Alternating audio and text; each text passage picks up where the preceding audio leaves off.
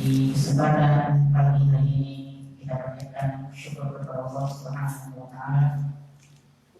Alhamdulillah kita telah berkumpul di majelis ilmu dalam kajian Islam ilmiah yang akan disampaikan oleh Ustazna Lutfi Abdul Jabar Hafizahullah Ta'ala di Masjid Abu Hurairah yang Jati Raya 2. Kajian ini diselenggarakan oleh Yayasan Abu Hurairah Mangkaraya, dan tema pada hari ini adalah hidup butuh pengorbanan. Jadi kami mohon maaf, tema yang ada di foto yang pernah beredar yang disampaikan pada hari ini adalah hidup butuh pengorbanan.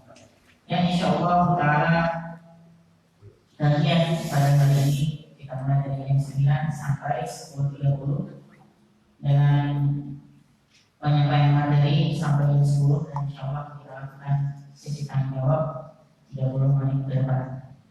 Untuk menghemat waktu kita serahkan kepada Ustaz Ronald yang berjaga Alhamdulillah Khalifah Masyhur.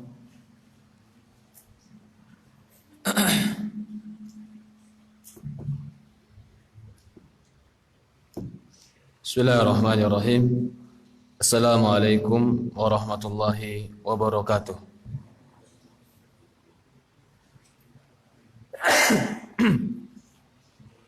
Innal hamdalillah nahmaduhu wa nasta'inuhu wa nastaghfiruh wa na'udzu billahi min shururi anfusina wa min sayyiati a'malina. May yahdihillahu fala mudilla lahu wa may yudlil fala hadiya lahu. Ashhadu an la ilaha illallah wahdahu la syarika lah wa ashhadu anna Muhammad abduhu wa rasuluhu la nabiyya ba'd. Qala Allah ta'ala fi kitabihil karim, ya ayyuhalladzina amanu taqullaha haqqa tuqatih wa la tamutunna illa wa antum muslimun. Wa qala Allah subhanahu wa ta'ala, ya ayyuhalladzina amanu taqullaha wa qulu qawlan sadida yuslih lakum a'malakum wa yaghfir lakum dhunubakum wa may yuti'illaha wa rasulahu faqad faza fawzan 'azima. Fa inna asdaqal hadithi kitabullah wa khairul hadi hadi nabiyina Muhammadin sallallahu alaihi wa ala alihi wa sahbihi wa sallam, wa syarrul umuri muhdatsatuha, fa inna kulla muhdatsatin bid'ah, fa inna kulla bid'atin dhalalah, fa inna kulla dhalalatin finnar. A'adzani wa iyyakum minan nar.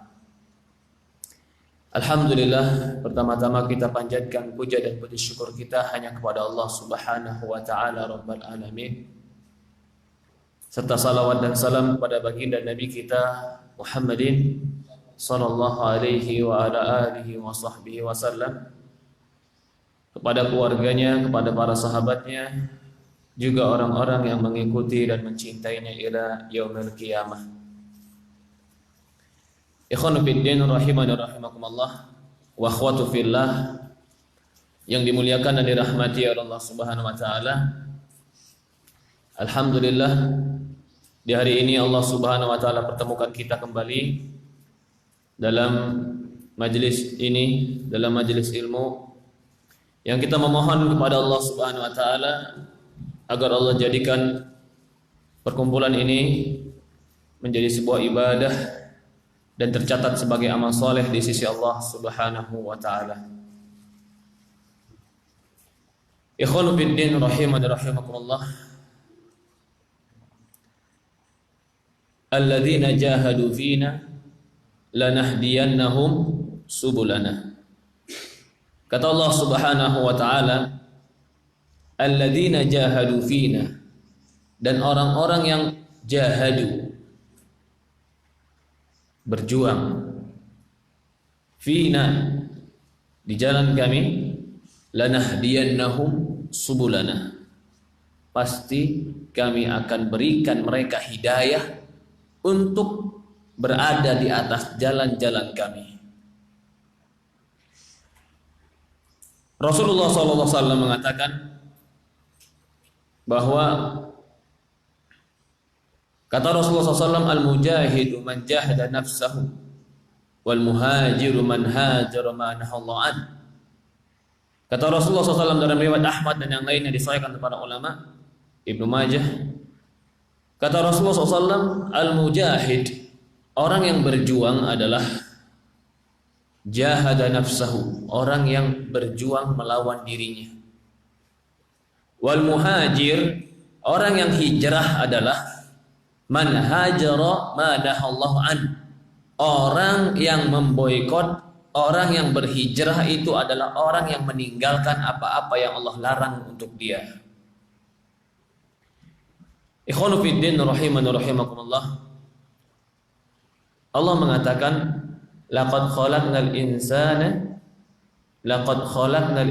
fi kabad. Sungguh kami telah ciptakan manusia dalam kabad, susah payah. Artinya susah payah dalam hidupnya, susah payah dalam amalnya, susah payah untuk mendapatkan kebaikan dunia dan akhiratnya. Manusia yang namanya hidup pasti kabad, pasti capek, pasti susah payah. Tapi susah payahnya dia beraneka ragam. Tapi yang namanya kabad, capek, susah payah, letih, siapapun orangnya selama dia tinggal di dunia pasti dia kabad, capek.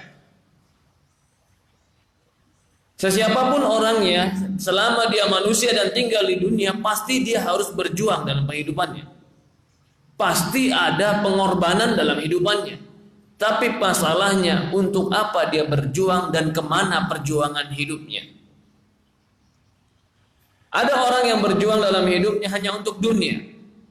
Habiskan tenaganya, habiskan pikirannya, habiskan tenaganya. Bahkan dia keluarkan uangnya, dia keluarkan semua yang bisa dia keluarkan hanya untuk dunianya. Perjuangannya hanya untuk dunia. Capeknya ada, letihnya pasti, pengorbanannya ada. Pasti ada yang dikorbankan dalam hidupnya. Ada orang yang berkorban untuk akhirat. Dia korbankan akhirat, dia korbankan hartanya, dia korbankan jiwanya, dia korbankan waktunya, dia korbankan untuk akhirat. Dua-duanya sama-sama berjuang, dua-duanya sama-sama berkorban, dua-duanya sama-sama capek. Tapi yang satu capek untuk dunia, yang satu capek untuk akhirat. Jadi jangan pernah berpikir bahwa saya capek jadi orang soleh. Sholat ke masjid, harus puasa, capek jadi orang soleh. Jangan pernah berpikir bahwa saya akan meninggalkan kesolehan ini lalu orang yang tidak soleh, orang yang maksiat, jangan pernah berpikir bahwa kalau mereka tidak capek. Mereka pun capek. Mereka capek dalam kemaksiatan mereka. Mereka letih dalam kesia-siaan mereka. Mereka pun akan merasakan kesempitan dalam dosa-dosa mereka. Karena semua manusia, khalaqnal insana fi kabad, kami telah ciptakan manusia itu dalam keletihan, kata Allah. Maka jadikan perjuangan kita, pengorbanan kita, keletihan kita itu untuk sesuatu yang pasti. Akhirat kita. Bukan untuk sesuatu yang fana dan hilang. Itu adalah dunia. Ikhwanu fiddin wa akhwatu fillah, para jemaah yang dimuliakan dan dirahmati Allah Subhanahu wa taala. Allah Subhanahu wa taala berfirman dalam Al-Qur'an. Kata Allah Subhanahu wa taala, "Ya ayyuhalladzina amanu" Ya ayyuhalladzina amanu hal adullukum ala tijaratin tunjikum min adzabin alim tu'minuna billahi wa rasul wa tujahiduna fi sabilillahi bi amwalikum wa anfusikum dzalika khairul lakum in kuntum ta'lamun. Dalam surat apa ini? Shaf. Surat Shaf ayat 10 sampai 12. Kata Allah Subhanahu wa taala, "Ya ayyuhalladzina amanu, wahai orang-orang yang beriman, hal adullukum ala tijarah." Wahai orang-orang yang beriman, maukah kalian kutunjukkan dengan sebuah perdagangan? Tunjikum min adzabin alim, yang perdagangan ini menyelamatkan kalian dari azab yang pedih. Tijarah. Perdagangan itu berarti barter. Itu perdagangan. Kita memberikan dan diberikan balasannya, itu perdagangan. Dan hidup kita pada Allah Subhanahu wa taala pada hakikatnya adalah kita sedang menjual dan yang membeli adalah Allah. Dalam Al-Qur'an Allah mengatakan, Allah Subhanahu wa taala laqad ishtara innallaha ishtara minal mu'minina anfusahum wa amwalahum. Allah telah membeli dari orang-orang beriman.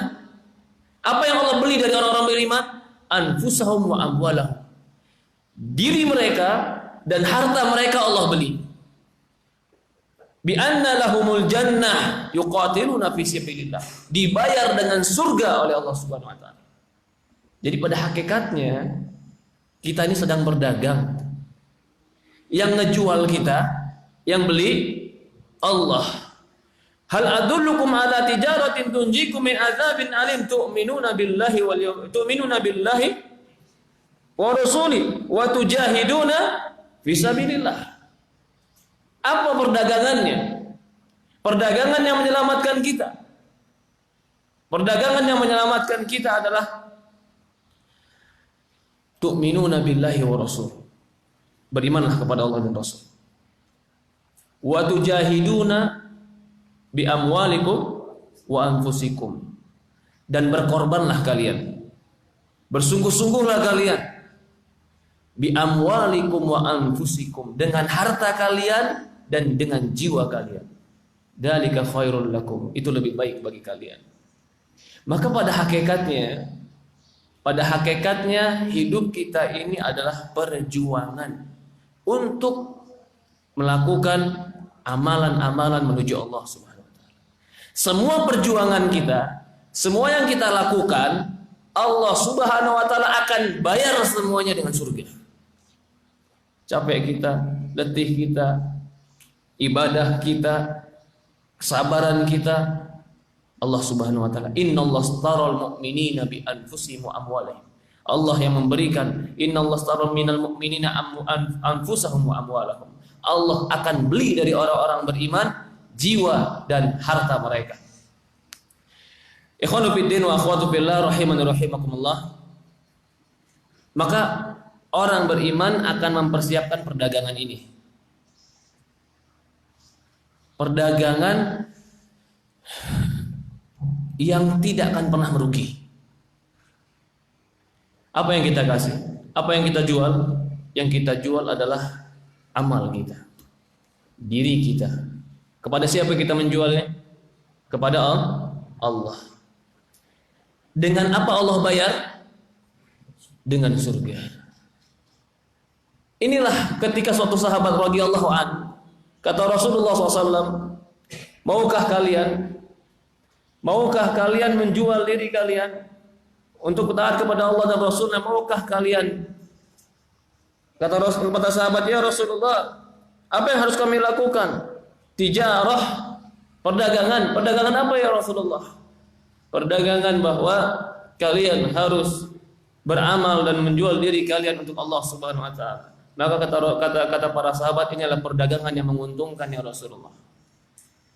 Ikhwanu fiddin rahimani rahimakumullah. Kita kembali kepada surat tadi, surat Shaf ayat 10 sampai 12. Ketika Allah mengatakan, ya ayyuhalladzina amanu, wahai orang-orang yang beriman, hal adullukum ala tijarah. Maukah kalian kutunjukkan kepada perdagangan?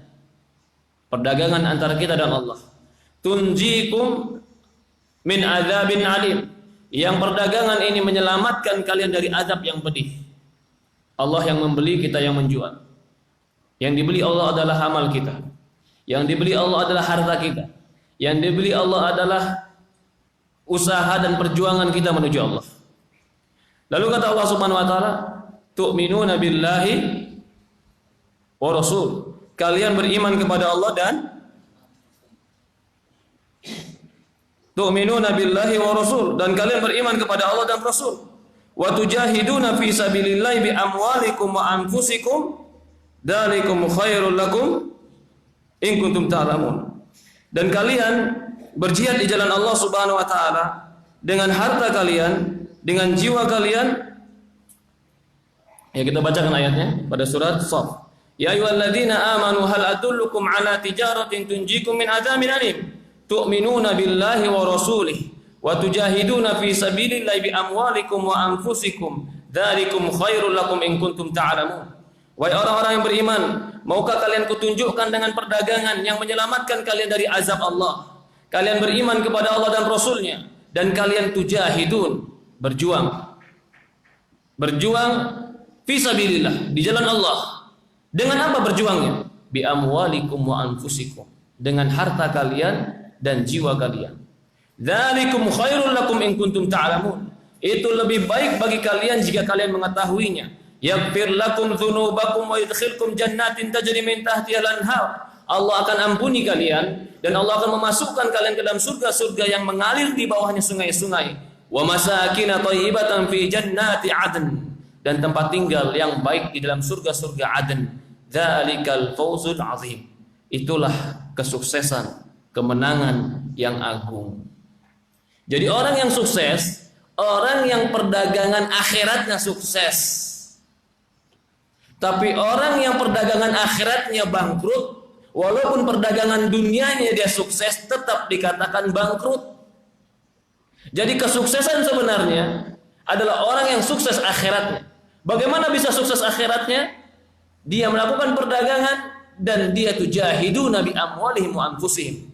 Mereka berkorban dan mereka tujahidun, bersungguh-sungguh memperjuangkan diri mereka dan harta mereka di jalan Allah Subhanahu wa taala.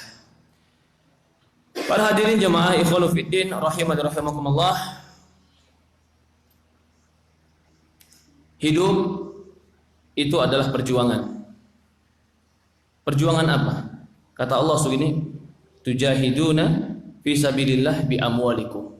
Pertama yang diperjuangkan adalah harta. Umumnya dalam Quran ketika dikatakan jihad, itu yang pertama kali adalah bi amwalikum wa anfusikum. Kecuali dalam satu surat Allah mengatakan dalam surat Taubah ayat 111, innallaha ashtara minal mu'minina anfusahum wa amwalahum. Di dalam surat ini Allah katakan anfus dulu, baru amwal, baru harta. Tapi biasanya harta dulu baru nafas. Mana yang lebih afdol? Memperjuangkan dengan harta kah atau memperjuangkan dengan jiwa? Kata para ulama, memperjuangkan dengan harta itu perjuangan yang afdol. Tapi perjuangan dengan jiwa itu perjuangan yang mulia. Tidak akan mungkin orang bisa berperang dengan harta, berperang dengan jiwa, kecuali hartanya dia siapkan. Dia siapkan bekalnya, dia siapkan senjatanya, dia siapkan kendaraannya untuk berperang di jalan Allah. Dan tidak akan mungkin orang bisa mengorbankan hartanya kalau dia tidak memerangi dirinya, memerangi kepelitan dirinya, memerangi kesempitan dirinya. Maka antara memperang mujahid bi amwal wa anfus, memperjuangkan dengan harta dengan jiwa, ini dua-duanya saling keterkaitan. Kalau yang dibutuhkan jiwa, pasti harta ingin membantu, pasti harta sebagai pendukungnya. Kalau memerangi dengan harta, pasti jiwa pun harus diperangi, karena jiwa umumnya adalah sukha, pelit. Maka orang yang berjuang di jalan Allah Subhanahu wa taala, pertama pasti yang akan diuji adalah harta mereka. Lan tanalul birra hatta tunfiqu mimma tuhibbun. Kata Allah Subhanahu wa taala, tidakkah kalian tidak akan sampai kepada derajat bir, puncak kebaikan, hatta tunfiqu mimma tuhibbun, sampai kalian menginfakkan apa yang kalian cintai. Kalian tidak akan sampai kepada puncak kebaikan sampai kalian menginfakkan apa yang kalian cintai. Dalam ayat ini dikatakan mimma tuhibbun, apa yang kalian cintai. Maka kecintaan itu kembali kepada diri kita. Walaupun sebagian ulama mengartikan mimma tuhibbun adalah apa yang paling kalian cintai, maksudnya harta. Karena Allah Subhanahu wa taala berfirman, yuhibbunal mala hubban jamma. Manusia mencintai harta dengan hubban jamma, cinta yang amat lekat. Berarti orang tidak akan sampai kepada puncak kebaikan sampai dia bisa berinfak apa yang dia cintai. Apa yang dia cintai, maka itu akan Allah uji. Maukah dia mengorbankan itu untuk Allah Subhanahu wa taala? Dan semua manusia pasti akan diuji oleh Allah Subhanahu wa taala dengan apa yang dia cintai. Jika dia mencintai harta, Allah akan uji dia, hartanya harus dikeluarkan untuk zakat. Jika dia mencintai anak, maka Allah akan uji dia dengan anaknya. Jika dia mencintai sesuatu, maka dia akan diuji Allah. Apakah dia mampu mengeluarkan yang dicintai karena Allah Subhanahu wa taala?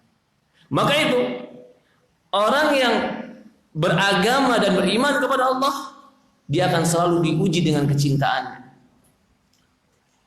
Ya ibadallah, para hadirin jemaah yang dimuliakan dan dirahmati Allah Subhanahu wa taala, perhatikan bagaimana Nabi kita Ibrahim alaihissalam.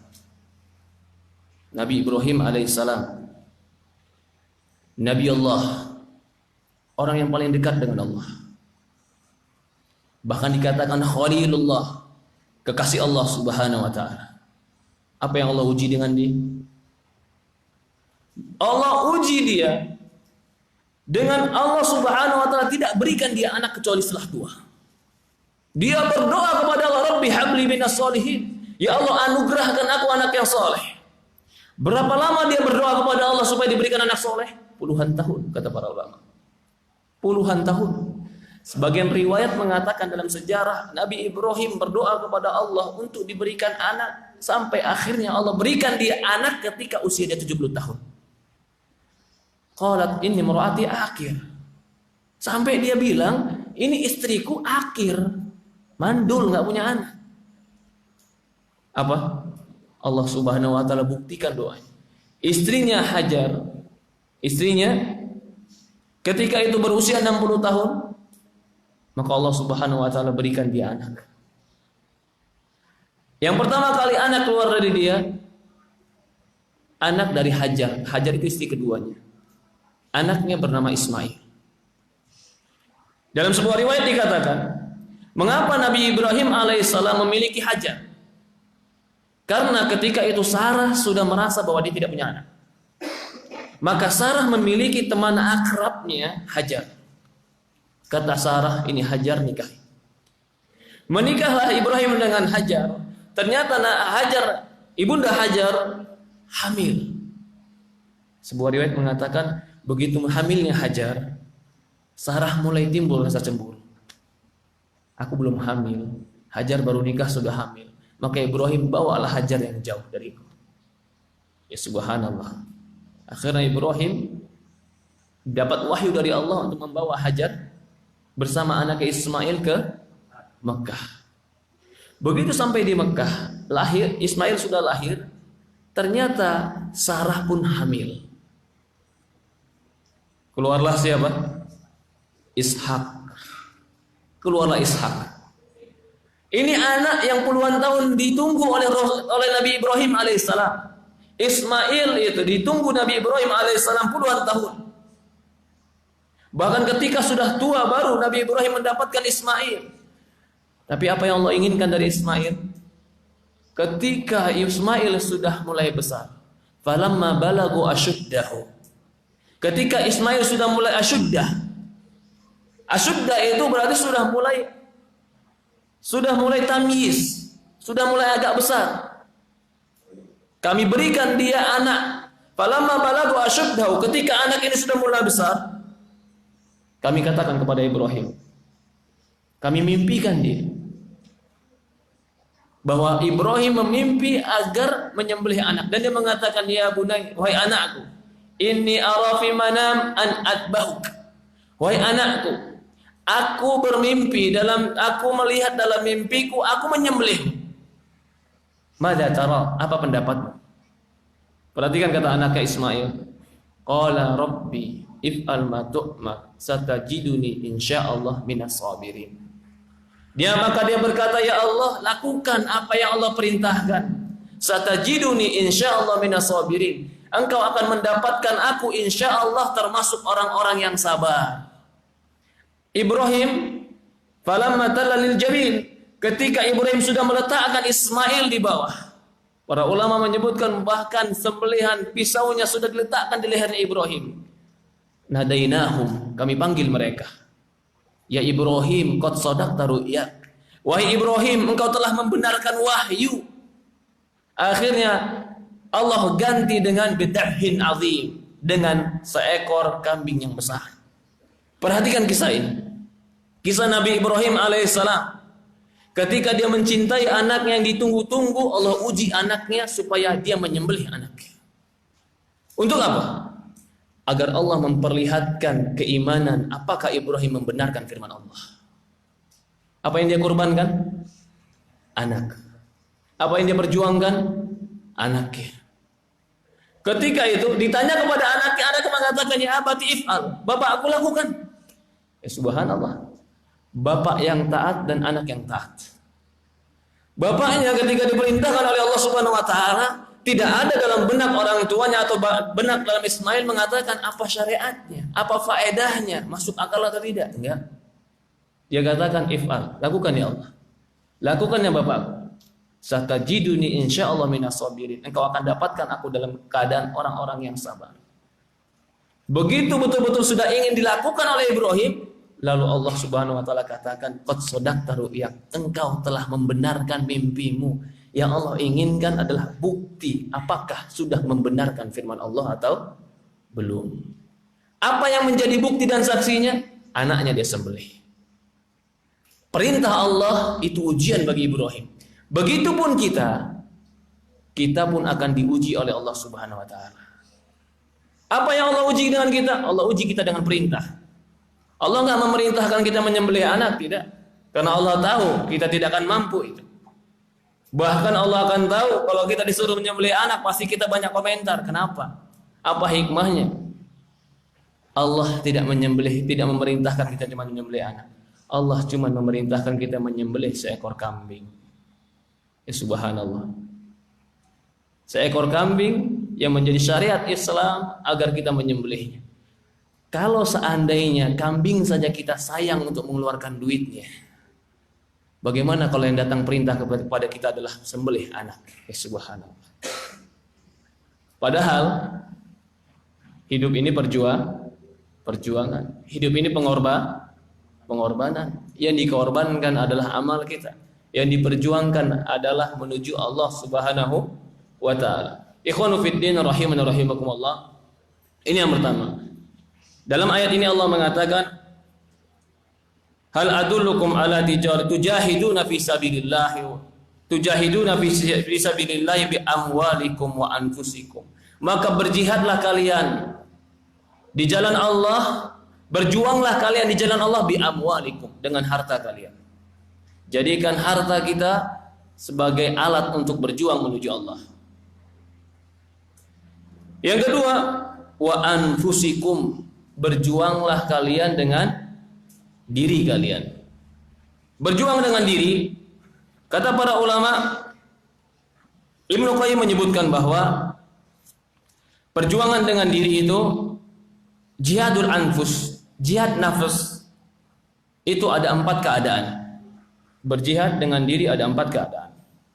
Walaupun berjihad itu ada beberapa keadaan. Berjihad dengan nafsu, berjihad dengan orang kafir, berjihad dengan orang munafik, berjihad dengan orang-orang bidah. Tapi kalau berbicara dengan berjihad melawan syaitan, itu pun berjihad. Tapi kalau berbicara berjihad melawan nafs, maka Ibnu Qayyim menyebutkan ada 4 tingkatan. Berjihad melawan diri, nafsu, ada 4 tingkatan. Ini yang Allah katakan. Kata Allah Subhanahu wa taala, tu'minuna billahi wa rasuli wa tujahiduna fi sabilillahi bi amwalikum wa anfusikum. Berjihadlah di jalan Allah, berjuanglah di jalan Allah dengan harta kalian dan jiwa kalian. 4 tingkatan ini yang pertama. Kata Ibnu Qayyim, mujahadah man jahada fi taatillah. Atau sebelumnya, ya, mujahadah, kata Ibnu Qayyim, an yujahidu nafsahu ta'allumul huda. Orang yang berjihad melawan dirinya untuk mempelajari agama. Disebutkan Ibnu Qayyim dalam kitab Zadul Ma'ad. Jihadun nafs, menjihad, berjuang melawan diri itu ada 4 tingkatan. Yang pertama, berjuang agar ta'allamul huda, mempelajari ilmu. Mempelajari ilmu agama ini butuh perjuangan. Iya tidak? Butuh perjuangan. Apa contohnya? Banyak. Sebelum kita berbicara, banyak orang belajar ilmu agama ini butuh perjuangan. Jadi nggak ada orang yang belajar ilmu agama itu tiba-tiba bangun tidur pinter, nggak ada. Tidur malam, bangun tidur tiba-tiba jadi ulama hafal hadis, ada nggak? Nggak ada. Tidur malam, bangun tidur tiba-tiba hafal Quran, nggak ada. Maka nggak ada orang yang tiba-tiba pinter. Yang pertama kali harus kita jihad dalam diri kita, ta'allamul huda, mempelajari ilmu, karena ini yang akan membimbing kita kepada tujuan akhirat. Bagaimana kita mau ke akhirat kalau kita nggak tahu rambu-rambu menuju akhirat? Bagaimana kita mau tahu jalan yang benar sementara kita nggak tahu petanya mana jalan yang benar itu? Sementara akhirat itu ada rambunya. Rambu akhirat adalah Quran dan hadis. Quran dan hadis inilah sumber ilmu. Maka orang yang mau ke tujuan akhirat harus berilmu. Jangankan ke akhirat, ke dunia saja. Kalau kita mau ke suatu tujuan, kita harus ada ilmunya. Bagaimana sampai ke sana? Kita harus tahu arahnya agar sampai ke sana. Kalau kita nggak tahu arahnya, nggak tahu ilmunya, bisa nyasar kita, nggak sampai kepada tujuan kita. Kalau nyasarnya dunia, mungkin kita masih gampang bisa tanya ke orang lain atau kembali ke rumah kita. Tapi kalau nyasarnya akhirat, cuma 2 jalan. Kalau bukan surga, neraka. Maka itu orang yang pertama kali harus berjuang adalah memperjuangkan dirinya agar mengetahui ilmu agama. Dari itulah para ulama mengatakan orang yang mempelajari ilmu agama adalah jihad fisabilillah. Dalam sebuah riwayat dikatakan, man kharaja min baiti li ta'allamul ilm kana jihad fisabilillah hatta yarji. Orang yang keluar dari rumahnya untuk belajar ilmu agama, maka dia seperti jihad fisabilillah sampai dia balik ke rumahnya lagi. Ini jihad yang pertama. Jihad dalam diri kita adalah menjihati diri kita, memaksa diri kita, memperjuangkan diri kita agar belajar ilmu agama. Begitu mau pergi, ya, atau contoh para ulama, bagaimana perjuangan para sahabat untuk mendapatkan ilmu agama. Bagaimana kisah Salman Al-Farisi? Pernah dengar kisah Salman Al-Farisi? Salman Al-Farisi dulu dia adalah penyembah api. Dalam kisah sebutkan, dia menceritakan dia itu penyembah api dan bapaknya orang Majusi penyembah api. Maka dia perintahkan kepada bapaknya, dia perintahkan kepada keluarganya, ya, atau bapaknya memerintahkan kepada dia agar dia menjaga api bapaknya. Setiap dia ingin pergi untuk menjaga api, dia lewat kepada pendeta, orang Nasrani ketika itu. Dan dia kagum dengan pendeta ini.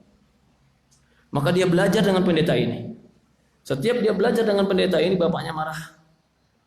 Sampai suatu hari bapaknya itu betul-betul marah kepada dia karena tahu dia belajar dengan pendeta. Akhirnya dia dipenjara di rumahnya.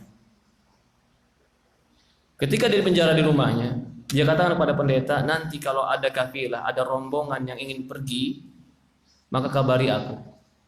Karena dia sudah tanya kepada pendeta ini, tunjukkan padaku siapa orang berilmu dalam agama ini. Dikatakan ada orang di sebelah sana. Maka Salman Al-Farisi mengatakan, kalau engkau menemukan ada kelompok yang mau pergi ke sana, maka kabari aku, akan aku pergi ke sana.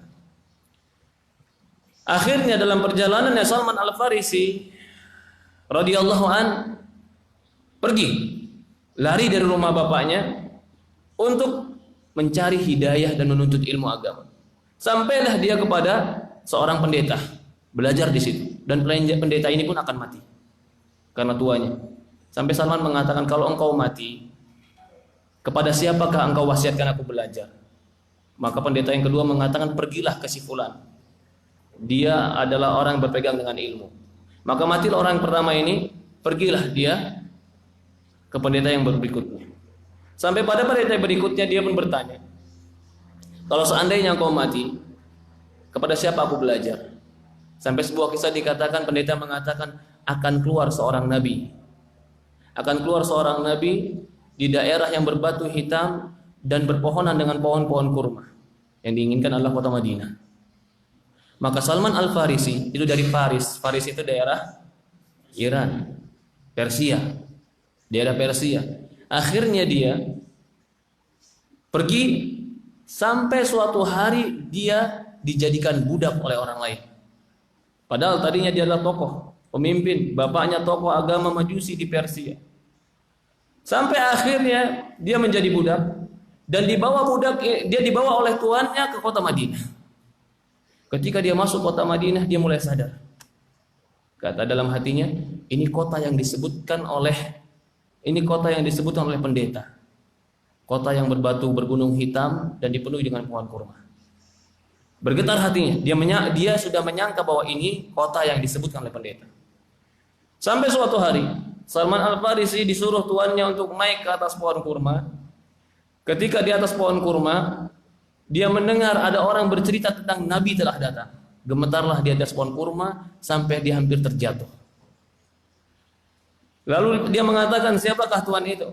Siapakah orang itu? Sementara dia menjadi budak, belum lepas dari perbudakan. Yang akhirnya dia harus menebus dirinya untuk bisa bersama Rasulullah SAW. Ketika bertemu Rasulullah SAW pun dia bertanya beberapa masalah kepada Rasulullah sampai dia meyakini bahwa Rasulullah SAW adalah Nabi Allah Subhanahu Wa Taala. Yang kita inginkan di sini adalah bagaimana perjuangan Salman Al-Farisi untuk mendapatkan hidayah. Ilmu seperti itu harus diperjuangkan. Imam yang lain, bagaimana para salaf menuntut ilmu dalam memperjuangkan ilmu. Imam Baqi bin Makhlad. Baqi bin Makhlad mempunyai musnad, kitab buku musnad yang besar. Dia imam dari Andalus.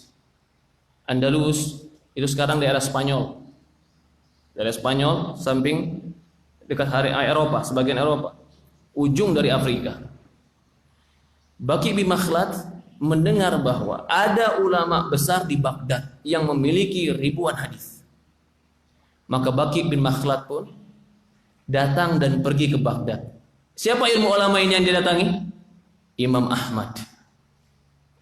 Bagaimana Baqi bin Makhlad datang ke Imam Ahmad? Baqi bin Makhlad datang dari Spanyol ke Baghdad ke Imam Ahmad berjalan kaki. Ya subhanallah. Dari Spanyol, kebayang Spanyol Pak? Ya, ujung Afrika sampai Baghdad berjalan kaki. Untuk apa? Untuk mencari hadis.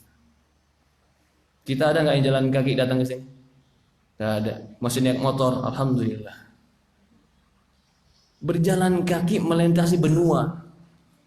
Sampailah dia di Baghdad.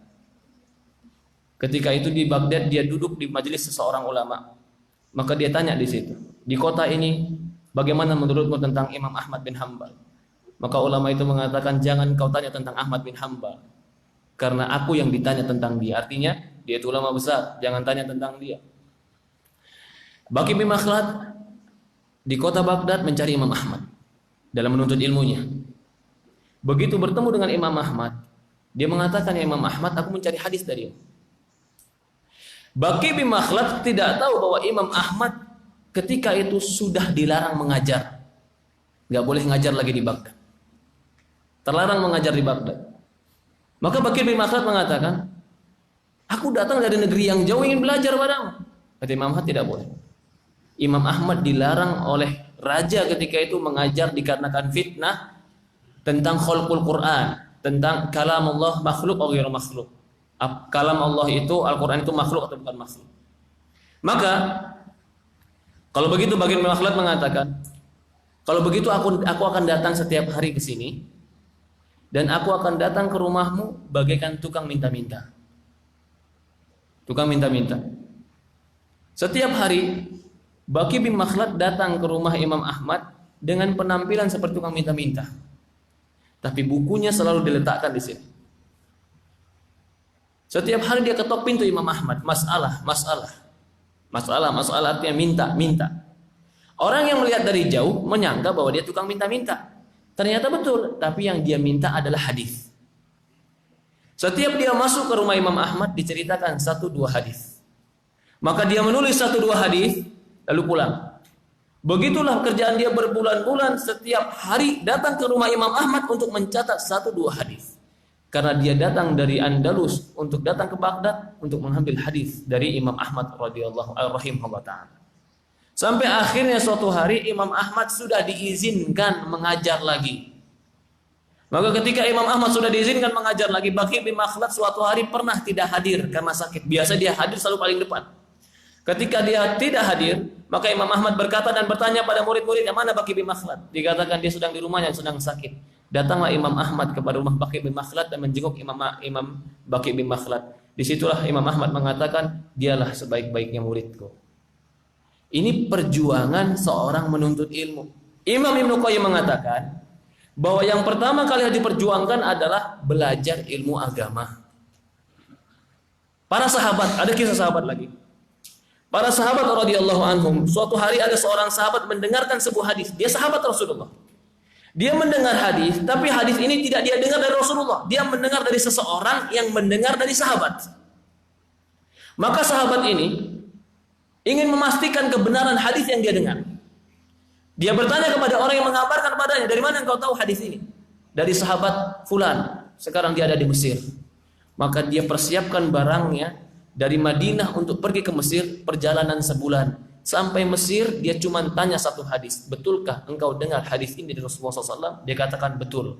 Lalu dia pulang. Setelah mendapatkan satu hadis dari Rasulullah SAW, perjalanan 1 bulan menggunakan onta untuk cari satu hadis. Ya subhanallah. Ilmu itu juga harus perjuangkan. Kisah, jangankan kita, itu kisah tadi kisah orang soleh, kisah para sahabat. Nabi Allah. Nabi siapa? Nabi Musa alaihissalam. Ketika dia mau menambah ilmunya, dia harus pergi bersama Khidir. Nabi Khidir, belajar dengan Nabi Khidir. Tapi kata Nabi Khidir, kalau engkau pergi bersamaku, jangan engkau tanya apa yang kulakukan, sampai aku kabarkan padamu. Maka ketika Nabi Khidir memecahkan kapal, atau Nabi Khidir membunuh anak, atau Nabi Khidir membuat tembok, Nabi Musa bertanya. Sampai akhirnya katakan Nabi Khidir alaihissalam, hada firaqun baini wa bainak. Ini pemisah antara aku dan engkau. Bagaimana kisah Nabi Musa ketika bertemu Nabi Khidir? Dia pun perjalanan jauh. Perjalanan jauh yang sampai dikatakan kalau nanti dia bawa ikan, kalau nanti sampai ikan ini hilang, jatuh, berarti disitulah Nabi Khidir berada. Sampai akhirnya ikan ini hilang, dia lupa kemana ikan itu. Ternyata sudah jauh. Akhirnya dia cari lagi ikan itu. Disitulah ternyata dia menemukan Nabi Khidir alaihissalam. Nabi Musa alaihissalam berjalan jauh untuk belajar dengan Nabi Khidir alaihissalam. Sahabat Abu Hurairah. Sahabat Abu Hurairah radhiyallahu anhu adalah sahabat yang dia aslinya adalah Hadramaut, orang Yaman. Dari Hadramaut dia tinggalkan kotanya, dia tinggalkan ibunya, dia tinggalkan kehidupan dia yang nyaman untuk pergi belajar dengan Rasulullah SAW. Tinggal di masjid Rasulullah SAW. Tinggal di masjid Rasulullah SAW beberapa tahun dan dia tidak memiliki pekerjaan yang tetap. Apa yang dia kerjakan? Cuma ingin mencatat Al-Quran dan menghafal Al-Quran dari Rasulullah SAW. Perjuangan dalam menuntut ilmu.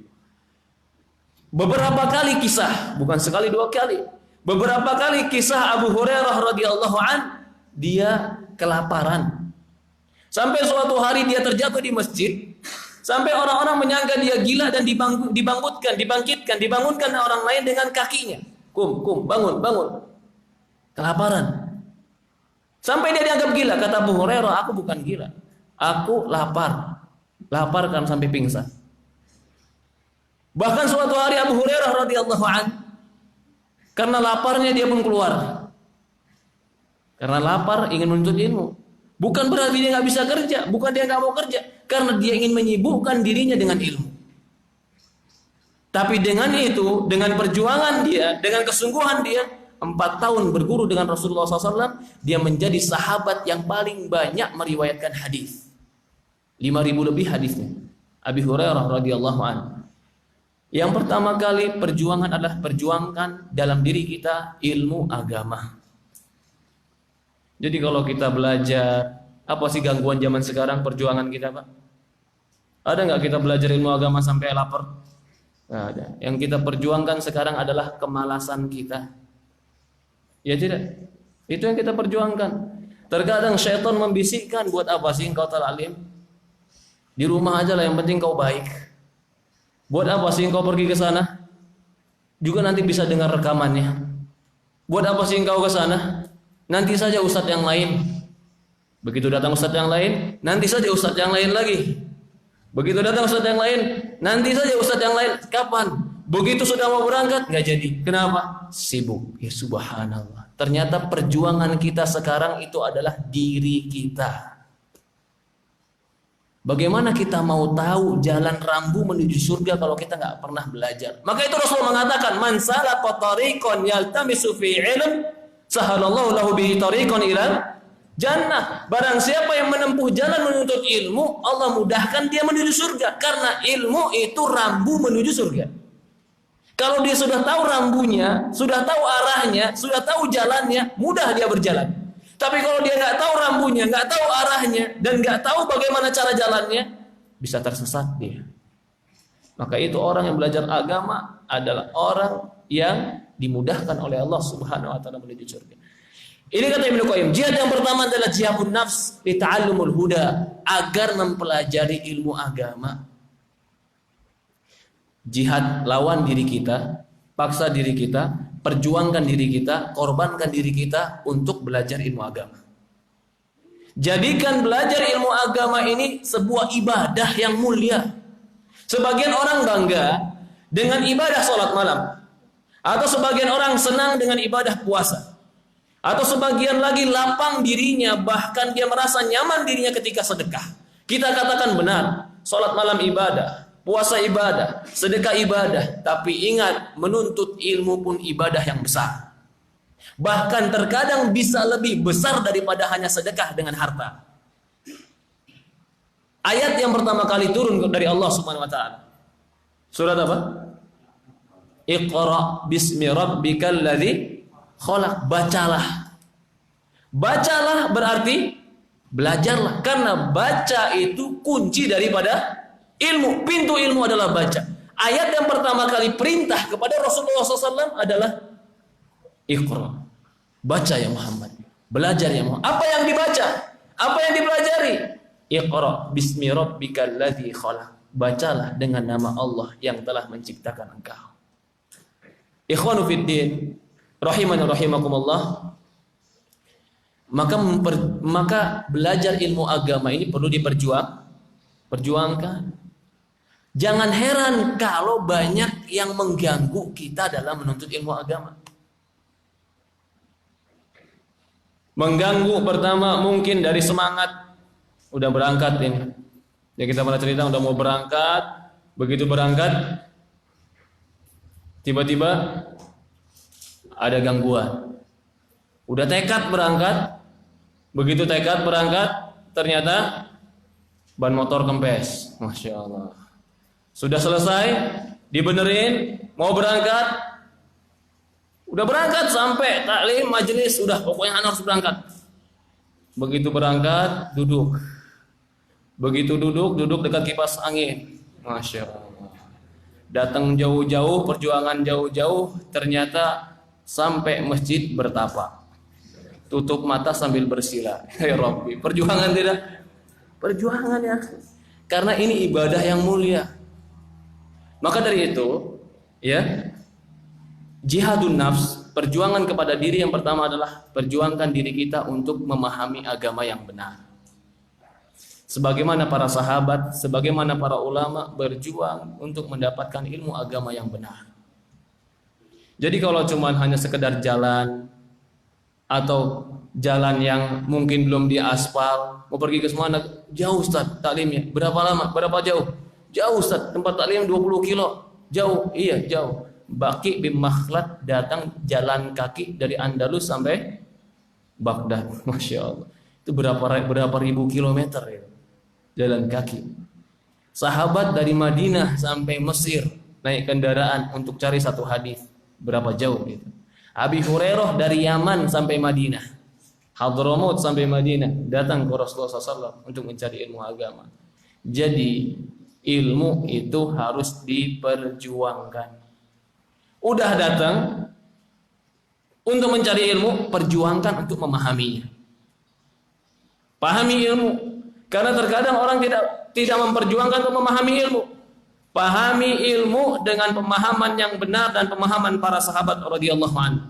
Yang kedua, kata para ulama, kata Ibnu Qayyim, setelah perjuangkan ilmu, perjuangkan amal. Jihadun nafs, menjihadi, memperjuangkan diri untuk apa? Untuk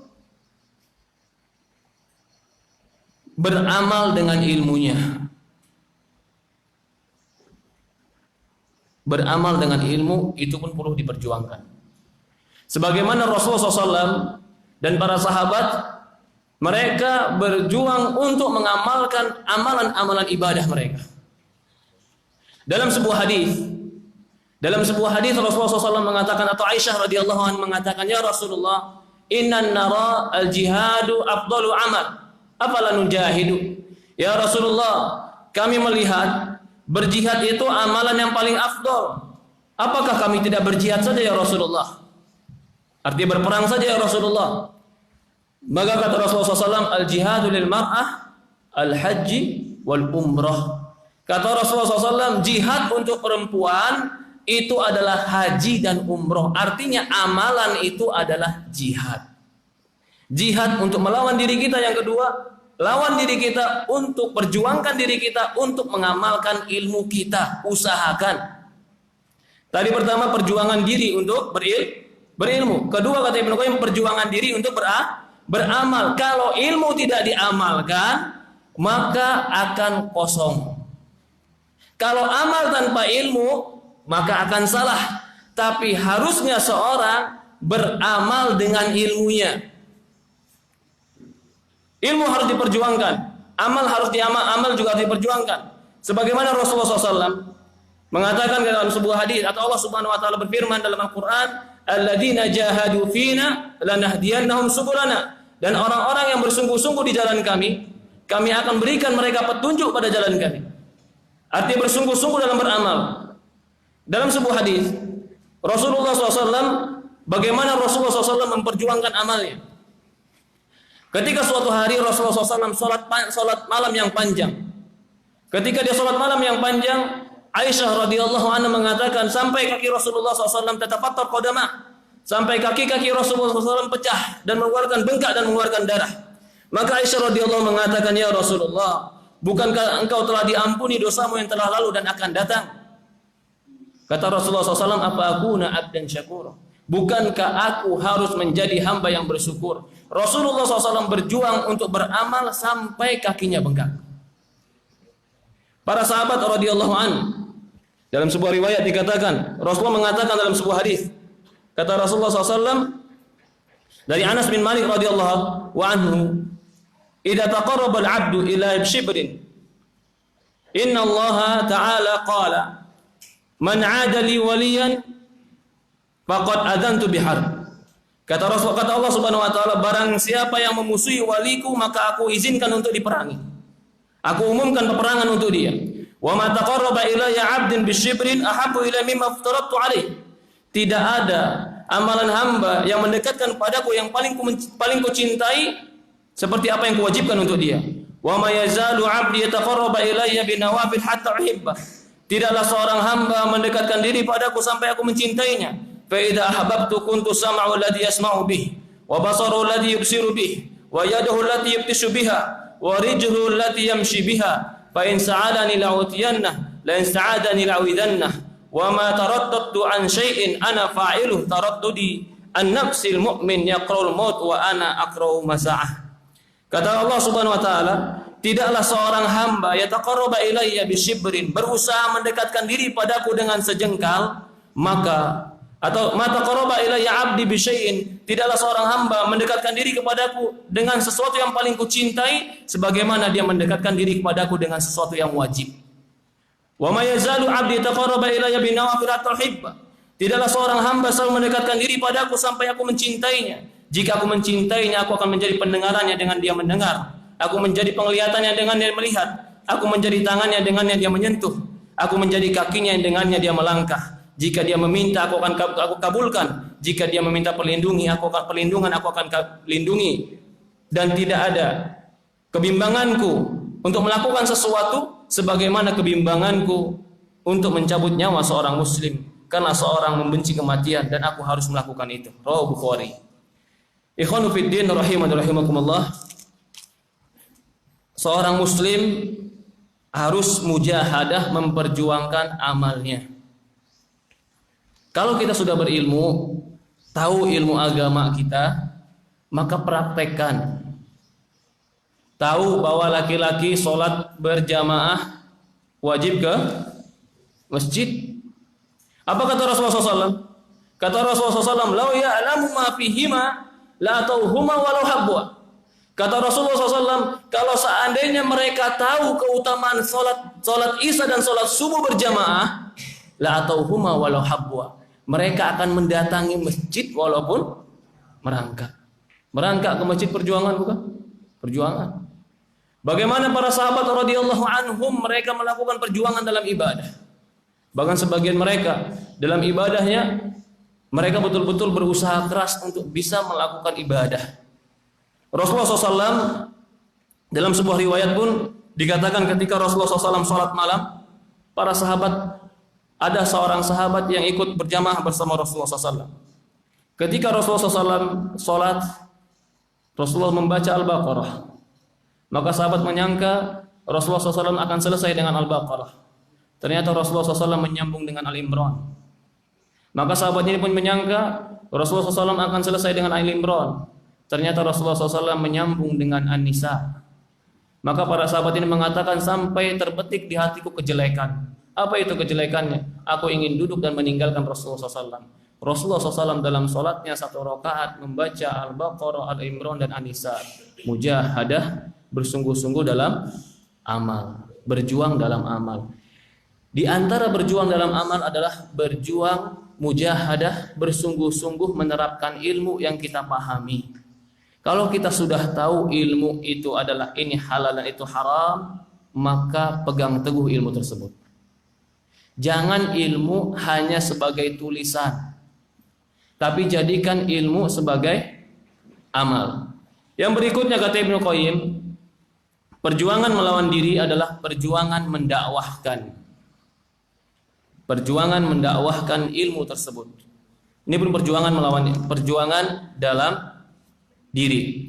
Jadi kita sebutkan tadi, hidup ini perjuangan dengan harta, perjuangan dengan diri. Perjuangan dengan diri ada 4 tingkatan. Yang pertama, berjuang untuk mencari ilmu.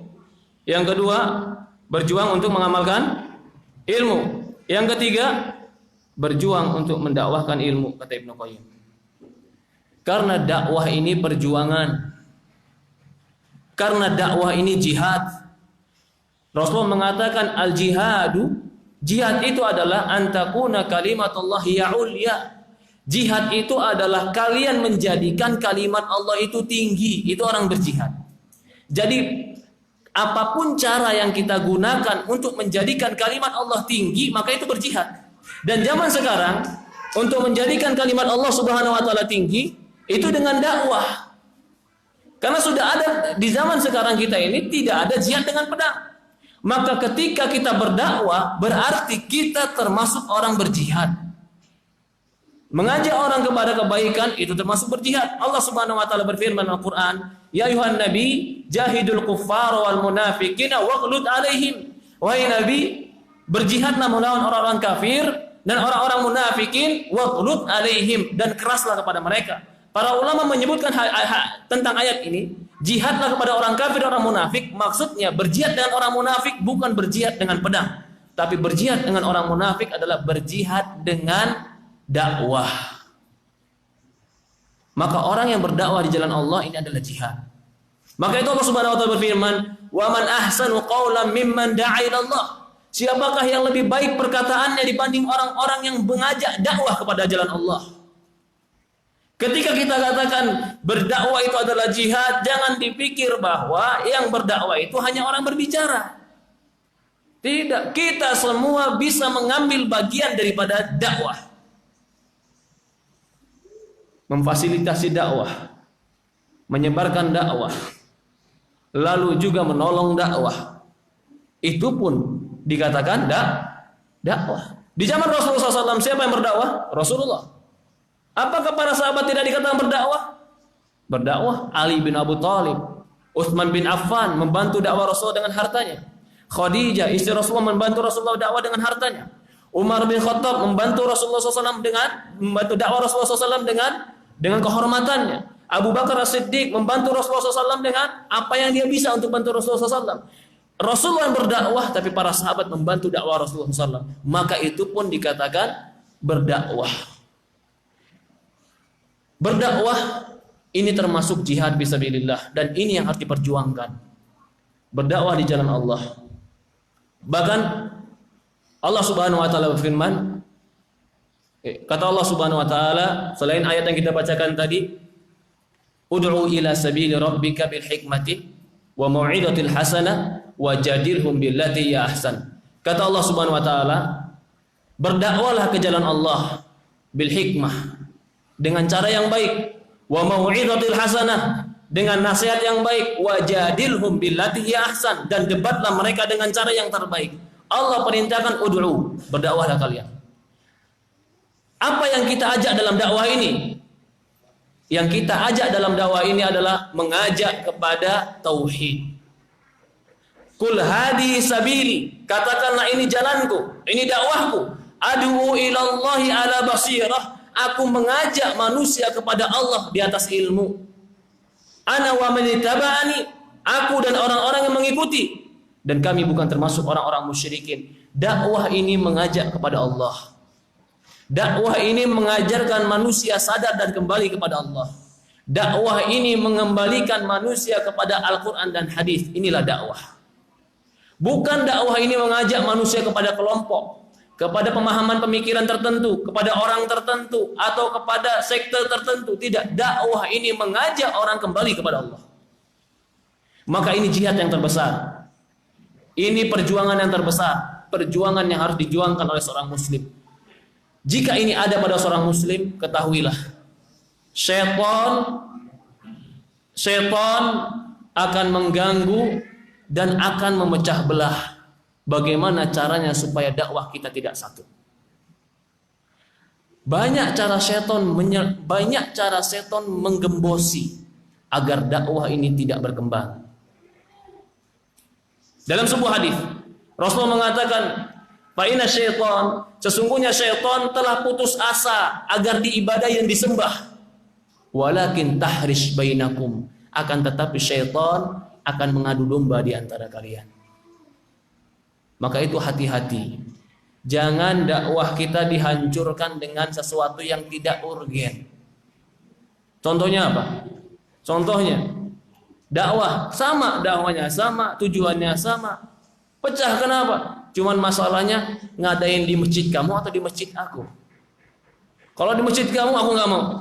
Kalau di masjid aku baru aku mau. Cuman masalah ini akhirnya dakwah jadi pecah. Ya subhanallah. Kalau tujuannya ikhlas, dimanapun diadakan yang penting dakwah berjalan. Selesai masalah. Tapi kalau tujuannya ego, harus aku, yang tampil harus kami, kalau bukan kami tidak mau, itu faktor. keegoan, ketidakjujuran menghancurkan dakwah. Siapapun yang menyampaikan, dimanapun disampaikan, asalkan tujuan dakwah ini tersampaikan, lapang dada. Itu seorang muslim. Maka jangan sampai perkara-perkara yang tidak penting menghancurkan dakwah. Apalagi perkara pribadi. Masuk dalam dakwah dan menghancurkan dakwah. Tujuannya apa? Syaitan tujuannya agar dakwah ini tidak berjalan dan lemah. Yang tadinya kalau bersatu menjadi kuat, akhirnya dipincangkan oleh syaitan agar dakwah ini tergopoh-gopoh. Hati-hati. Dakwah itu adalah jihad. Perjuangan. Perjuangan ini pasti ada syaitan yang mengganggunya. Jangan sampai perjuangan ini terhancurkan gara-gara syaitan. Yang berikutnya dikatakan Ibnu Qayyim, ya, selain berjihad kepada amal, berjihad menahan atau memperjuangkan diri untuk terus sabar di atas 3 perkara tadi.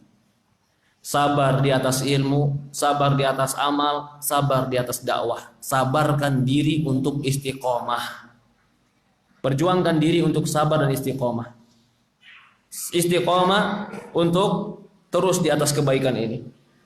Kata para ulama, 4 ini berdalilkan dengan firman Allah Subhanahu wa taala, "Wal asri innal insana lafi khusrin illa alladziina amanu wa amilus solihati wa tawasaw bil haqqi wa tawasaw bis sabr."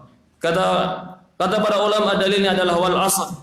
Demi waktu, innal insana lafi khusr. Sesungguhnya manusia itu dalam kerugian. Illal ladzina amanu wa amilus solihat, kecuali beriman dan beramal saleh.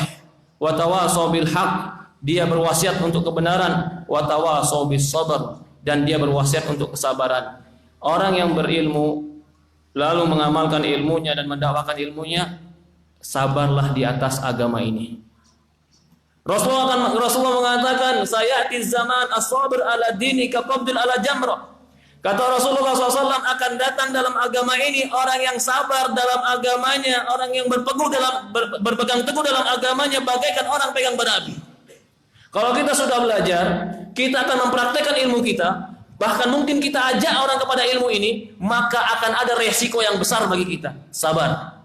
Bahkan Rasulullah mengatakan, kalian akan memegang bara api seperti orang yang memegang bara api ketika kalian mengamalkan agama ini. Sayati zaman as-sabir ala dini ka qabdi ala jamrah. Akan datang zaman, kata Rasulullah SAW, orang yang sabar di atas agamanya bagaikan memegang bara api. Ketika dia istiqomah, ketika dia betul-betul di atas Al-Quran dan hadis, ketika seorang wanita betul-betul memegang hijabnya, banyak resikonya. Sabar itu harus bagian dia. Sabarnya sampai kapan? Sabarnya sampai ketemu Rasulullah SAW. Maka itu Rasul mengatakan, isbiru hatta talqauni alal haud. Kata Rasulullah SAW, sabarlah kalian sampai kalian bertemu aku nanti di telaga. Sabar kita dalam kebaikan dan kesolehan ini. Orang menyangka bahwa sabar itu hanya dalam musibah. Kalau ketimpa musibah, ada yang meninggal, barang yang hilang, atau emosi, harus sabar. Tahukah kita bahwa sabar untuk terus menjadi orang yang baik, itu pun butuh kesabaran. Sabar untuk terus istiqomah, itu pun kesabaran yang besar. Sabar untuk meninggalkan maksiat, itu pun kesabaran yang besar. Maka kesabaran yang seperti ini, Allah katakan, innama yuwaffas sabiruna ajrahum bighairi hisab. Sesungguhnya orang-orang yang sabar akan diwafatkan dalam keadaan mati, pahalanya tidak terbatas. Pahalanya besar di sisi Allah Subhanahu wa taala. Sabarkan diri kita untuk tetap di atas kebaikan ini. Bagaimana caranya agar bisa sabar? Yang pertama, caranya agar bisa sabar adalah memohon kepada Allah Subhanahu wa taala. Sabar caranya adalah memohon kepada Allah. Allahumma a'inni ala dzikrika wa syukrika wa husni ibadatik. Mohon kepada Allah, ya Allah, tolong aku, Allahumma a'inni ala dzikrika, untuk berzikir kepadamu, wa syukrika, untuk bersyukur kepadamu, wa husni ibadatik, dan agar menjadi hambamu yang baik. Yang pertama adalah agar kita sabar, mohon ampun kepada Allah Subhanahu wa taala. Mohon pertolongan Allah Subhanahu wa taala. Yang kedua, agar kita bisa sabar, kata para ulama, disebutkan Di antaranya adalah agar kita bisa sabar di atas ketaatan dan meninggalkan kemaksiatan. Di antaranya adalah iman. Iman kepada Allah. Iman bisa, Ustaz. Tapi iman itu akan bisa ada dan tumbuh dengan ilmu. Dan ilmu itu akan tumbuh, iman akan terpatri, akan masuk ke dalam hati jika terus diulang-ulang dan dimasukkan ke dalam hati. Maka agar iman itu tertancap, agar iman itu tumbuh, ilmu lagi kembali. Agar itu masuk dan menyerap ke dalam hati, maka perlu diulang-ulang dan perlu terus dipahami. Bagaikan kita sering contohkan atau kita pernah contohkan, bagaikan paku kalau mau dimasukkan ke dalam kayu, dia akan dipukul berulang-ulang. Begitu juga iman, ilmu, agar dia tertancap di dalam hati bahwa yakin tentang akhirat, harus terus diulang-ulang sampai dia betul-betul masuk ke dalam hati kita. Mungkin hari ini masuk baru sampai telinga, hari kedua masuk baru sampai akal, hari ketiga masuk baru terpahami di dada, hari keempat masuk, hari kelima masuk, akhirnya tertanam di hati. Iman itu adalah ilmu. Ilmu itu bisa masuk dan tertanam dengan terus terulang-ulang dan dipelajari. Dan di antara cara agar kita bisa sabar adalah ingatlah darul akhirat. Ingatlah kehidupan akhirat. Semuanya tidak akan pernah ada yang kekal. Kebahagiaan tidak akan pernah kekal, akan ada habisnya. Juga kesengsaraan, kesulitan tidak ada yang kekal, akan datang kemudahan. Maka itu Allah Subhanahu wa taala mengatakan, fa inna ma'al usri yusra, inna ma'al usri yusra. Sesungguhnya bersama kesulitan pasti ada kemudahan, bersama kesulitan ada kemudahan. Tidak mungkin kita terus dalam kesulitan, pasti akan datang kemudahan. Tidak akan mungkin kita di atas selalu dalam kesempitan, pasti akan datang kelapangan. Tidak akan mungkin orang hidup selalu susah, pasti akan bahagia. Maka sabar dan yakin bahwa akan datang kepada kita kebaikan akhirat dari Allah Subhanahu wa taala. Ikhwanu fiddin rahimani rahimakumullah. Ini beberapa poin yang kesimpulannya bahwa hidup ini harus ada perjuangan dan harus pengorbanan. Berjuang dengan harta kita, berjuang dengan jiwa kita, berjuang untuk mencari ilmu, berjuang untuk beramal, berjuang untuk berdakwah, dan berjuang untuk bersabar.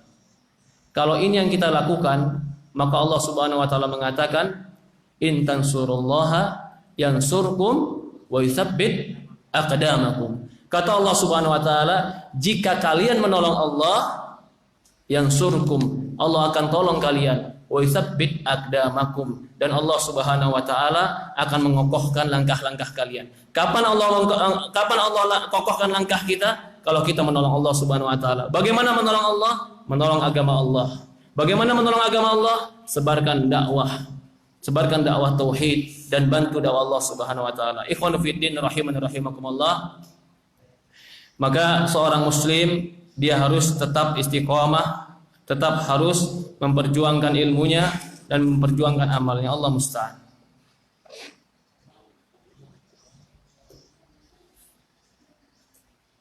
Di sini ada pertanyaan. Pertanyaannya adalah, apakah perjuangan atau ikhtiar atau doa terlebih dahulu ketika kita ingin menggapai sesuatu? Allahu a'lam.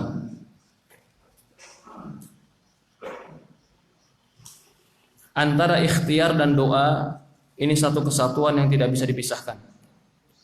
Apakah kita doa dulu atau berjuang dulu atau berusaha dulu? Maka jawabannya adalah Allahu a'lam. Kalau saya melihat adalah berdoa dulu. Karena tanpa doa kita tidak bisa melakukan amalan ibadah. Harus kita berdoa. Tanpa doa kita tidak akan mampu. Doa itu sebab pertolongan. Jika kita telah berdoa kepada Allah, maka pertolongan akan datang. Jika pertolongan datang, maka akan mudah semua amalan yang ingin kita lakukan. Tapi jika kita tidak berdoa, lalu kita menyandarkan hanya kepada ikhtiar kita dan usaha kita, maka belum tentu kita akan mendapatkan apa yang kita usahakan. Maka yang harus dilakukan adalah Allah alam, doa dulu, kemudian dibarengi dengan ikhtiar. Assalamualaikum Ustaz, barakallahu fiik. Ustaz, apa pandangan Islam tentang mati suri? Jazakallahu khair. Apa itu mati suri? Hah? Pandangan Islam tentang mati suri. Kenyataannya ada orang mati hidup, bukan hidup lagi sebenarnya, mati suri, belum mati tapi seperti mati. Seperti itu kan? Bagaimana pandangan Islam? Ada orang seperti itu. Pandangan apanya? Mungkin pandangan bagaimana sholatnya, Ustaz. Dia 6 bulan mati, kemudian bangkit lagi. Bagaimana sholatnya? Maka sholatnya sudah tidak usah diqadha. Bagaimana puasanya, Ustaz? Apakah puasanya harus diqadha? Dia setahun mati suri. Allahu alam, puasa juga tidak diqadha. Ya. Jadi ketika dia mati, itu dianggap seperti orang yang mati. Tidak ada kewajiban bagi dia. Lalu bagaimana maksudnya mati suri di sini? Apa pandangan Islam tentang mati suri? Kenyataannya ada. Tapi jangan menganggap setelah orang mati suri bangun lalu dia hebat. Wah, punya ilmu. Jangan. Itu tidak ada sama sekali. Dan tidak ada kaitan sama sekali seperti itu. Allah musta'an.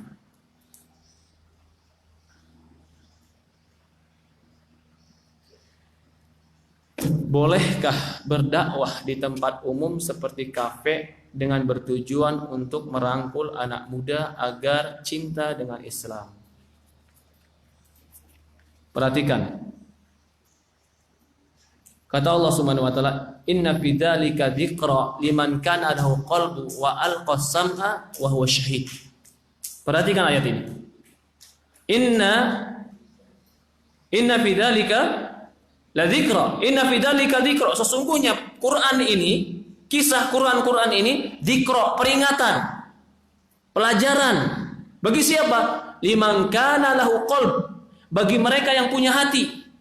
Wa alqa sam'a, dan membuka pendengaran, wa huwa syahid, dan dia syahid. Fadzakir, kata Allah, berikanlah peringatan. Kata dalam surat Al-A'la itu apa? Inna dzikra, apa dalam surat Al-A'la?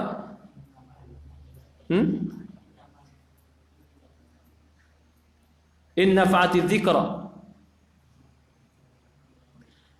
Atau sebelumnya dalam ayat yang lain Allah mengatakan, fadzakir fa inna dzikra tanfa'ul mu'minin. Berikan peringatan, sesungguhnya peringatan itu penting bagi orang-orang, bermanfaat bagi orang-orang beriman. Ayat yang lain Allah berfirman, Alif Lam Mim dzalikal kitabu la raiba fi hudal lil muttaqin. Quran ini petunjuk bagi orang-orang yang bertakwa. Jika kita melihat kepada ayat-ayat ini, maka kita akan memahami bahwa peringatan itu akan bermanfaat bagi mereka yang punya hati, membuka pendengaran, dan dia syahid. Dan dia beriman. Kalau dia tidak membuka hatinya, tidak membuka telinganya, maka sawaun alaihim a'andzartahum am lam tundirhum la yu'minun. Sama saja bagi mereka, engkau berikan peringatan atau engkau tidak akan berikan peringatan, la yu'minun, mereka tidak akan beriman. Kata Allah Subhanahu wa taala, sawaun alaihim, sama saja bagi mereka, engkau berikan peringatan atau engkau tidak berikan peringatan, mereka tidak akan beriman. Berarti kalau engkau memberikan peringatan, mereka tidak akan beriman. Kalau engkau tidak berikan peringatan, mereka juga tidak akan beriman. Kalau begitu, berikan peringatan atau tidak? Hah? Sampaikan, tapi masalah dia beriman atau tidak itu urusan Allah. Karena Allah perintahkan kita menyampaikan, tapi yang akan bermanfaat dzikra ini, faedah ini, siapa yang bermanfaat? Liman kana lahu qalb, bagi mereka yang punya hati. Loh, apa hubungannya sekarang ditanya Ustaz? Kita datengin mereka ke kafe-kafe atau tidak? Jawabannya, orang yang tidak mau, yang sudah datang peringatan dia, orang tidak mau, engkau pun datang, mereka tidak akan bisa. Lalu bagaimana Ustaz? Jangan punya prinsip dakwah. Jangan punya prinsip dakwah bahwa biar orang terang walaupun kita kebakar. Itu bukan prinsip Islam. Allah katakan ku anfusakum wa ahlikum. Nah, jaga dirimu. Kita nggak ditanya tentang orang lain, tanya tentang diri kita. Kita nggak dikatakan Allah jaga orang lain. Ku anfusakum, jaga diri kalian dulu. Oh enggak Ustaz, saya ingin ngajak dakwah dia. Akhirnya saya datang ke klub malam. Di klub malam apa yang kamu lihat? Dakwahnya pakai hijab atau nggak pakai hijab? Ya gimana Ustaz? Kalau nggak datang ke sana nggak bisa dakwah. Kamu nggak dibebani. Yang terbebani mereka yang harusnya mencari. Seandainya engkau datang pun, sawaun alaihim, bisa jadi karena mereka sendiri tidak menutup hati, mereka sendiri tidak membuka hati mereka, membuka telinga mereka, bisa jadi mereka memang tidak mau. Maka ya, kalau kita berdakwah sampai kita melakukan perkara yang terlarang, maka jangan. Kita berdakwah, oh kan supaya orang senang Ustaz. Engkau tidak dibebani merubah agama ini supaya orang senang. Engkau tidak terbebani melakukan yang haram supaya orang masuk Islam. Engkau jangan bakar dirimu untuk menerangi orang. Jangan. Ku anfusakum. Jaga dirimu dulu. Jaga diri kita. Kalau kita sampaikan agama ini dengan murni, sampaikan. Kalau mereka mau, alhamdulillah. Kalau mereka tidak mau, itu urusan mereka dengan Allah. Jadi kalau dikatakan di sini, ya bagaimana seperti kafe? Allahu a'lam. Kalau saya mengatakan tidak. Lalu bagaimana mereka bisa sampai Ustaz? Mereka punya HP? Punya nggak mereka HP? Kasih artikel. Kamu punya nomor mereka, punya teman-teman yang seperti itu? Kasih artikel. Kasih tulisan. Kasih audio agar mereka tahu. Allah musta'an. Ya. Jadi Allah alam yang saya pahami tidak pergi ke tempat-tempat situ dalam dakwah, karena sekarang sebagian lagi orang dakwah ya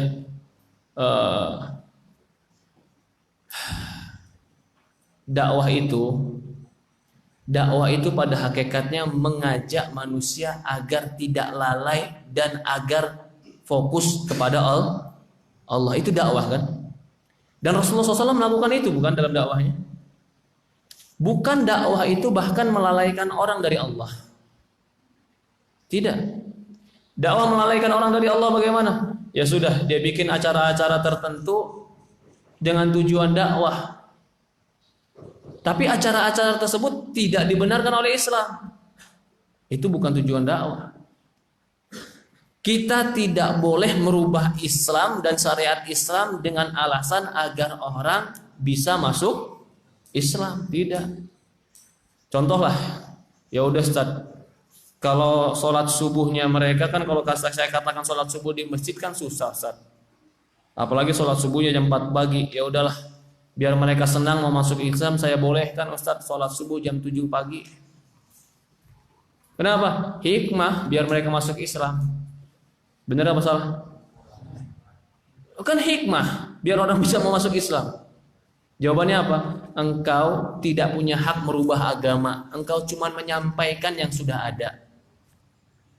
Oh kalau gitu sebagian orang membolehkan ini, membolehkan itu. Hikmah supaya orang bisa masuk Islam. Kita katakan engkau tidak boleh merubah agama supaya orang masuk Islam. Gak boleh. Loh kalau gitu bagaimana masuk Islam? Kamu cuma ditugaskan nyampaikan.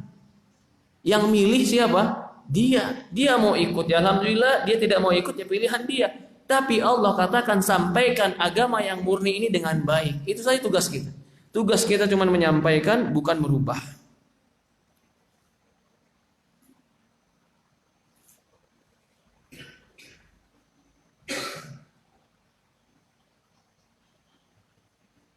Assalamualaikum Ustaz.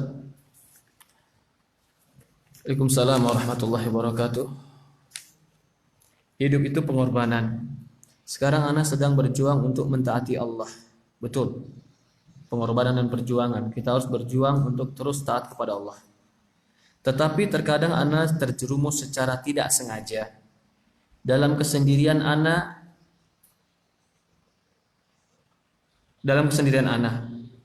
Sulit istiqomah. Bagaimana agar kita bisa istiqomah meskipun dalam keadaan sendiri? Ya subhanallah. Itulah yang dikatakan ihsan. Apa itu ihsan? An ta'budallah ka'annaka tarah fa in lam takun tarahu fa innahu yarah. Rasulullah mengatakan, ihsan itu adalah engkau beribadah kepada Allah seolah-olah engkau melihat Allah. Fa in lam takun tarah, kalau engkau tidak melihat Allah, fa innahu yarak, sesungguhnya Allah melihat engkau. Bagaimana seorang muslim agar istiqomah dalam kesendiriannya? Allah alam, yang pertama sebagaimana kita katakan tadi adalah minta tolong kepada Allah. Yang kedua, ketika sendirian, jauhkan segala sesuatu yang bisa menggelincirkan kita dalam sendirian. Contohnya apa? Contohnya, kalau dalam kesendirian suka main handphone, awalnya handphone lihat video-video taklim, lama-lama akhirnya kesendirian pergi kemana-mana. Bagaimana Ustaz? Udah tahu salah, balik begitu lagi. Berarti yang perlu engkau siapkan adalah ketika engkau sendirian, jangan ada kuota internet. Jelas. Waduh Ustaz, kok nggak ada kuota internet bagaimana Ustaz? Lakukan semampunya. Atau persedikit kuota internetmu. Sehingga engkau ketika sendirian tidak menggunakan kuota internetmu untuk sesuatu yang tidak manfaat. Atau mungkin kalau itu sulit ya sudah, jangan biasakan diri sendiri. Jangan biasakan diri sendiri. Usahakan selalu ada orang dekat kita. Bagaimana caranya? Ya bagaimana caranya? Usahakan ada orang samping kita. Walaupun hanya orang-orang yang sekedarnya ada di samping kita. Umpamanya sendirinya di kamar. Ketika di kamar sendiri, ya udah keluar, jangan di kamar. Jangan di kamar, keluar dari kamar. Ya Allah musta'an. Itu salah satu terapi. Ya, selain daripada doa kepada Allah Subhanahu wa taala, saya nasihati juga bagi orang seperti ini membaca buku. Ada buku yang bagus. Buku yang ditulis oleh Ibnu Qayyim rahimahullah, judulnya Ad-Da'u wad-Dawa. Penyakit dan obatnya. Buku itu menceritakan tentang terapi bagaimana agar kita bisa meninggalkan dosa dalam kesendirian kita atau dalam keadaan kehidupan kita sehari-hari. Allah musta'an. Ya.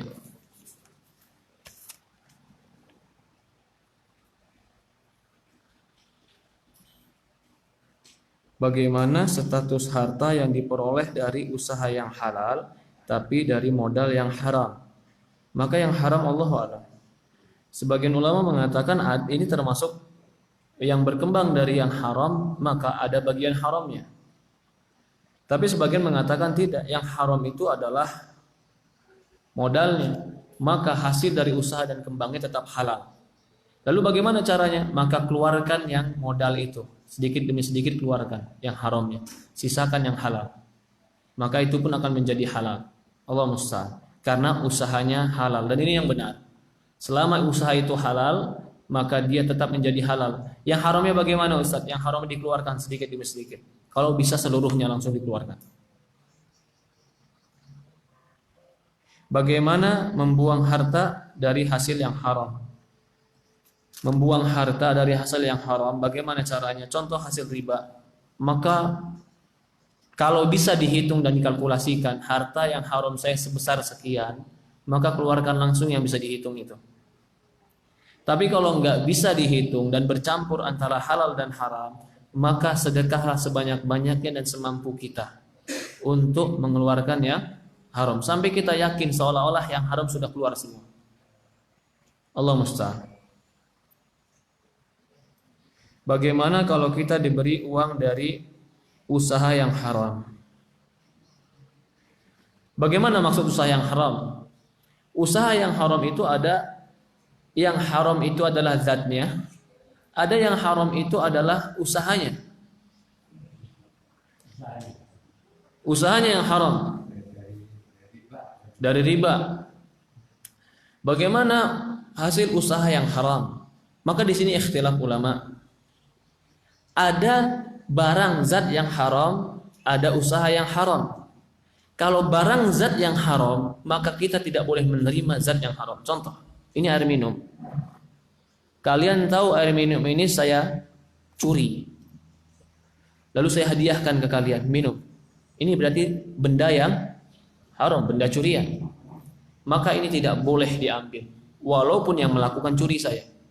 Jangan katakan saya minum juga. Kenapa? Kan saya dari dia hadiah. Yang dosa ya dia, bukan saya. Tidak. ketika engkau tahu zat ini jelek, maka jangan diam. Kalau ini curian. Tapi sekarang masalahnya adalah uang riba. Apakah orang yang punya usaha riba lalu ngundang kita makan? Dia makan, beli makanan halal atau tidak? Halal, dia beli pakai uang dia. Lalu dia ngundang kita, ngajak makan. Makan makanan undangan mereka, atau mereka beri hadiah kepada kita. Hadiah dengan hadiah halal tidak?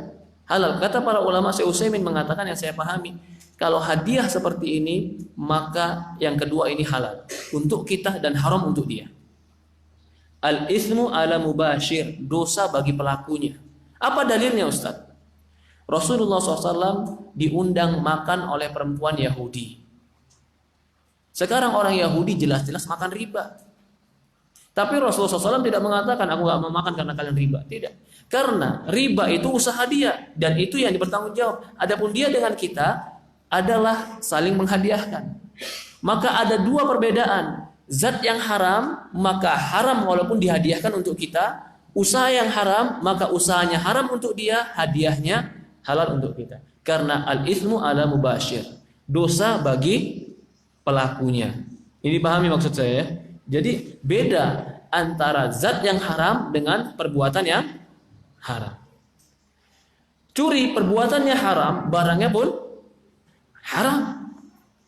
Curi perbuatannya haram, barangnya juga haram.